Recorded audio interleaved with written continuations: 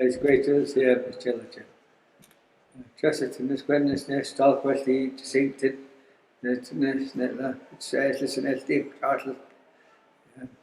Nes gwelwch nes edrych nes ti gwntol ac sach o anach. Ac sy'n mwch sy'n le sesw ac sy'n slang ac sy'n gysle chapa sy'n i le dal mwch yn anach. My name is holding two names right now, Stalwart and Jessinkton, and I'm from here in Jottle, part of the Oksana's people. I first was asked by members of the Circle Council to be represented at the Clam Garden meetings some time ago when I first started as elder advisor. I need to high school. How come in this fall? Need some college switch this year. In this now, need knowledge of high school and the eyes, the monk the eyes, Lalimat and Tamokos. My traditional name is Switstisia from Malahat. My grandfather was my coach, my father. I believe I got involved, well, I don't know how many years ago. It was with through Stay Out and Clam and Circle with Parks Canada, having us go out to Pender Island and the clam beds there. And being involved with Russell Island and with the school, with the children that travel there every summer. My name is Aaron Sam. My given name is Mamalak. I've been the provider for 10 reserves for many years. And my family comes from East Saanich to Sail. My grandfather is Fred Underwood, and my grandmother was Eva Wise from the Nanaimo, and Stanley Muscle from Chilliwack, and Sophie Muscle from. I got approached by my uncle Lou Claxton, asked me to do this, to go help reseed the clam gardens if I was interested. It's Rachel, seen Gaelic Political Sessions, been a chocolate sness, just lesson at Shetnachi chocolate. My name is Ty Swallow, and I'm a very humble and grateful settler here in Chocolate, and I work at the Shetnachi School Board. I got involved with the Clam Garden project. I think it was Sky who probably had approached me and wanted to look at the idea of science and culture camps. I Rachel, Gaelic. The gewone snee, klammigers. Wanneer snee, Tom Smith. Mijn snee, geluk alleenig. Wanneer snee, Henry Smith. Ja. 10 snee, gewoon daarna. The wanneer snee, Kathleen Smith. I'm from here, from Strassel. My dad's from Strassel. My mom was from Port Alberni. I've been involved with this clam bedding for 5 years now. I'm happy I'm a part of this work. And to be with all the people that came and helped us out. And to carry on what we want to keep going to do. And I got involved to by our band. They wanted 2 people from each band to represent our band. And I didn't know what I was getting into, but I just said I'm going to go because I grew up clam digging and everything, and that's what our people really like the seafood on all the wildlife, and I'm glad I got asked to do this. My name is Robert Sampson. I'm from the Sarlip First Nations. My father, he's from Sarlip here. My mother, she's a Cowichan I've been with Parks Canada for a little over 4 years. Like Tom was just saying, that we just got asked, and ever since we started, it's like I never knew what we were going to be doing and everything, but as our days kept on going, our months kept on going by, it was just more interesting to do something, rebuild something that was built from our elders, and just to keep the beaches clean. That's another thing that I like what we have done with Parks Canada too. My name is Patricia. My English name is Irma Smith. Polino is my dad. Lumtana is my mother. Polino is Henry Smith. Lumtana is Kathleen Smith, and I am from Sartland Band. I'm here to just support the patch. My name is Tana. I'm scared of everyone that's here.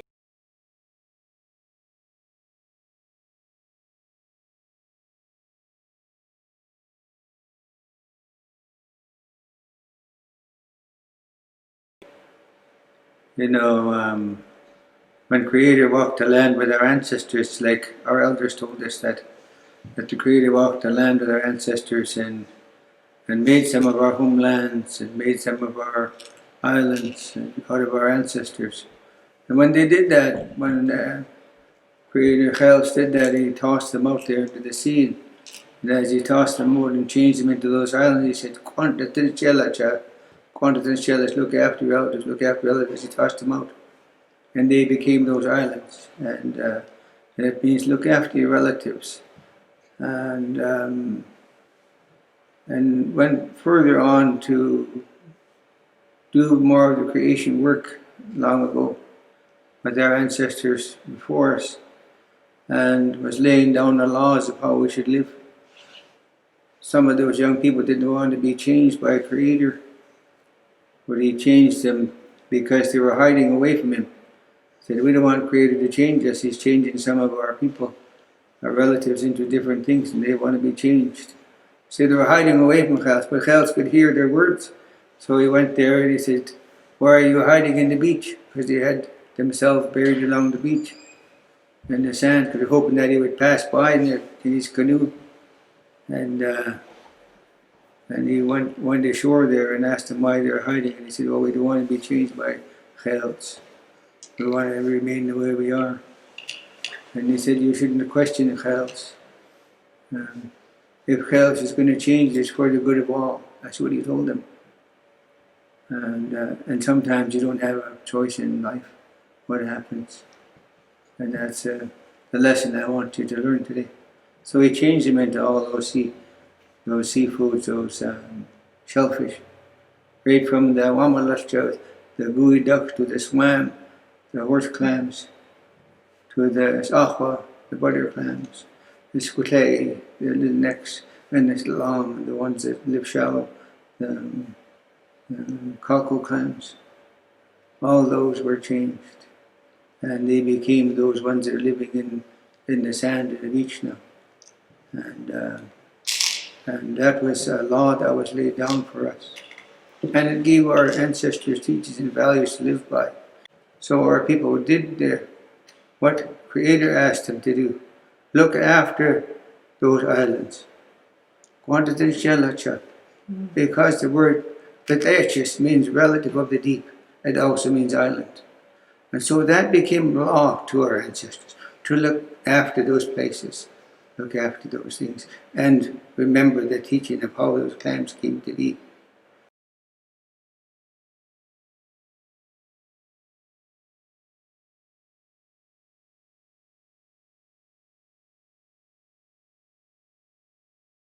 Our people were very careful about looking after those things, and I always did. You could eat any clam along the shore, along the beds. It wasn't poisonous in any way.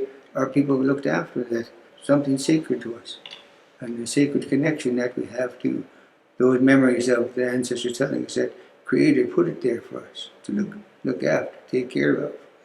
If they're cultivated and that you always leave some, it's always going to be healthy. But when you leave it, they get sick and they die off in numbers, big numbers. And for the Sandwich people, our biggest trade item inland, up into the Frisian inland was the dried clams. They had, like May said, those strings and strings and strings of dried clams. There's pictures of them, both shoulders full of dried clams heading off to trade inland for things we didn't have here, like wool from up in the interior. We didn't have those down here, so they traded inland to make their swakwas, which is the big blankets, the ceremonial blankets that they had. They traded inland for all that, and they looked after it. The government need to open their hearts and really listen and keep this ongoing. Well, we're not only there just to build up the bed. We hear stories, we get elders out there, and it's good to listen to them. We don't want this just to be a part-time thing. If we're going to bring it back to life, keep bringing it back. I like to see us get out there more and more, like every tide, not just 1 or 2 tides a month. That's not enough. Because we get a lot of help from we go out. People want to come out and work with us, and we really appreciate that. And then they go home happy, we go home happy. They learn from us and we learn from them.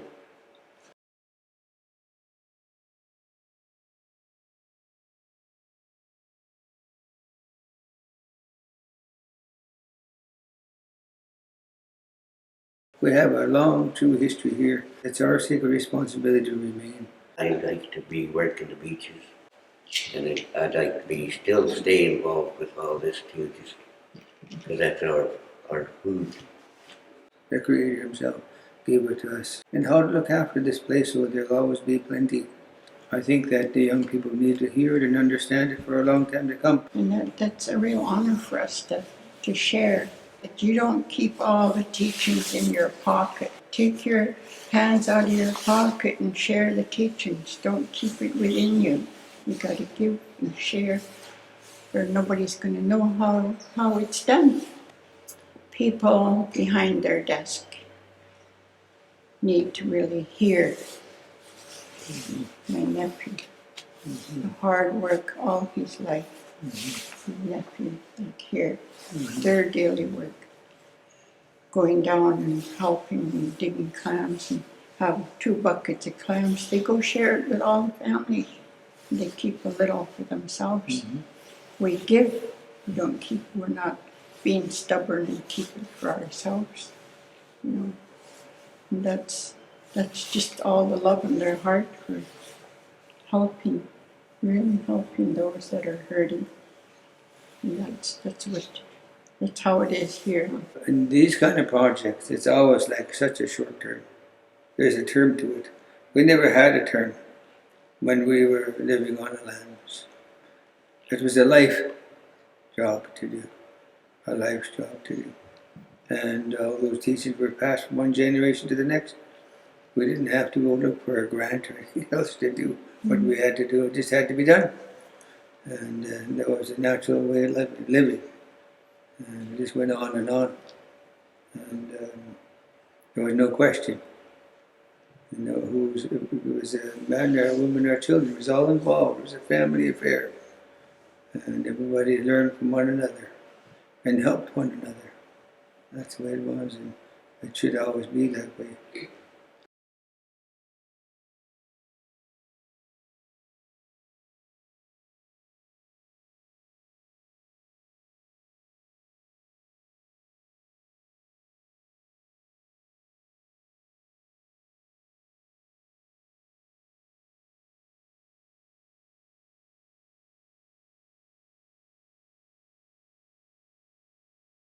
Just to keep the beaches clean. That's another thing that I like what we have done with Parks Canada too. Picked up a few things of garbage that was from other people. I'm so worried about the future, like 20, 50 years from now, and we and generations to come. The pollution, it's so bad. And there's so many vessels out there leaking oil and diesel. It's really harmful to all the sea life out there. This pipeline that's coming in, First Nations all over trying to stop it. What's going to happen when there's a big earthquake? My late mother-in-law used to say, you look right around Vancouver Island, all the Rocky Mountains right around. She said that's protecting us. We don't have hurricanes and tornadoes because those mountains are protecting us. She said, limit. It's like a blanket. She showed us when we were on the boat. But she said, what we can't predict is, and then she was stomping her feet like that, the tama, the tama. The earth is going to get angry one day and it's going to shake and it's going to be an earthquake, she said.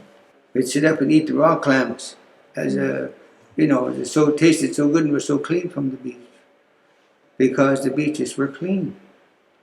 And it didn't get that way by accident. Our people looked after that thing. It was something sacred to us. And the sacred connection that we have to those memories of the ancestors telling us that Creator put it there for us. I hope that that not just parks, but fisheries and CRD start to work together, because they're the ones that are holding the laws now, how these places should be taken care of. We can go there and clean it and clean it and clean it and try and get it healthy, but if they're allowing sewage to run down from the developments along the shores, you won't be able to eat those clams until the water's clean. That's what we have to look after, and those are the ones that we have to take care of for the future. Our grandchildren, our great-grandchildren, will they be able to go to the beach and eat a clam? Or will it be making you sick? Or making them sick? We hope that they could once again go to the beach and dig clams and eat the raw clams like we did when we were kids. It would be nice for them to have that. And it's not just for us, it's for all the people that are going to go to the beach. Look after it, take care of it, get some food, and leave some for the others. That's how our people looked after that. LNG and Kendall Morgan involving with all our clam gardens. Anything happens, we won't have any clam gardens or anything in the sea.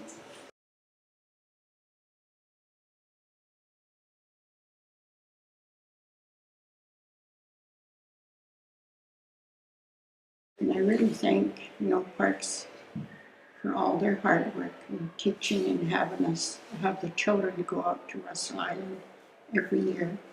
And it's just a really good time for them to be out there for 2 days. Yeah, I wouldn't mind seeing my grandkids do the stuff that we do. Mm-hmm. My grandson, Ray, he started when he was 2. Now he's 6 years old. He knows how to run my boat. He knows how to, the area. I don't have to show him anything. He'll bring me right home. It's just amazing to go to these places and have multiple times to go there and to see it change and to be part of the growth of the reseeding and the seeing the wall grow again. And it's really powerful for all our kids to go out and see that. The black clams, like when we first got there, the ones that were filled with sand, and it was like in the middle of the night going through and digging them up, and and then subsequently going there and seeing them improve and the health improve, and I don't know, that's what the kids need to see. I think the kids need to see that what they're doing is making a difference. Even my great-grandbabies got to go out, and they were just so happy to be on that speedboat with Parks Canada. That was their whole joy of the day, being on that speedboat, going out for a trip, a day trip. But in the future, they'll remember, I was there on that clam garden. They're going to remember that. But the concerns are for the children to learn and carry on after we leave. because it's a wonderful place to be out in the ocean. That's where we belong, and they call us the Sailor Sea. I'm called the Sailor Sea provider because of that stuff. I provide for the ancestors, and elders. I do that because I want the children to learn what kind of life we had. We were born in this strict life. We had rules to follow. Like still today, I fast and I provide for funerals. And that children are going to have to learn what I know. That's what I want to tell the kids, to put their fancy gadgets away and learn off the elders. That's what I like to see. When we first went out there's like 16 of us, and they wanted 20 clams, and that took all of us just to get that. Now just one of us can get that in a little while. That's how much our beaches is coming back to life. It's work, but it's worth it. That's our food, our supplies we're working for, and teaching our young ones when they come out and get class schools coming out, and they learn, and they're happy to be helping us. And that was good to see the kids come out and learn. I brought my daughter out there; she was happy. I said, "Come and watch, learn what I do. That's your source of food too. I just don't want to keep it to myself. I want some other people to learn too." It's important, these education programs that are happening along the shores, so that and like Ty Swallow was saying, with the scientists and our old knowledge is working together to educate the younger people about that and the importance of it.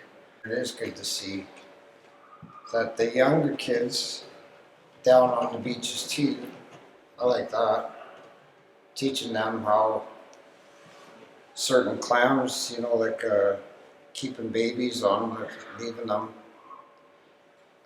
just taking certain sizes of them from the beach, not taking all the clams. I guess the other one is when I saw the kids and the scientists working in the beach, and they learned a little bit more about the scientific side of those things that they were digging out of the beach, and some of the weeds and things they were learning about. I think that was important for me to see that. Going out to the island and the clam garden, and just to see them exploring, and trying to keep them all together and try and teach them, the clam garden, and how the staff take the children down and show them everything on the clam bed, and they have so much interest. And I really want this to carry on every year. Bring the children out there and teach them, show them. I like to bring some seafood out there and cook it for the elders in front of with the children, to show them the kind of life that we had. Handing down the teachings to the younger generation today, they're like this. And we need them to be out there in our culture. Either they're on their phone or playing games. We need them to be out there more often with us, so they could learn how we've been raised. Out there clam digging, out there fishing, out there hunting and stuff. And not to be sitting there like this on their phone today. This has to be brought out to our younger generation today. Because like I said, when I go clam digging, my grandkids go. I would ask my brother Tom, when's the next tide? If I don't see Tom, I'll ask Rob, when's the next tide? On the daytime tide, me and my kid, my daughter and my son-in-law, my grandkids, and a few of the stomachs will show up, and they'll come. I'm happy that they come along with me when we go clam digging. We're going clam digging. We're going to bring it to the elders that can't make it to the beach anymore. I would like to see this next generation to come and build a clam bed with these guys. Like what everyone said here is like bring the younger generation up and teach them. I mean, let them see what they're missing out on, and let them see what we've been doing as when we were growing up.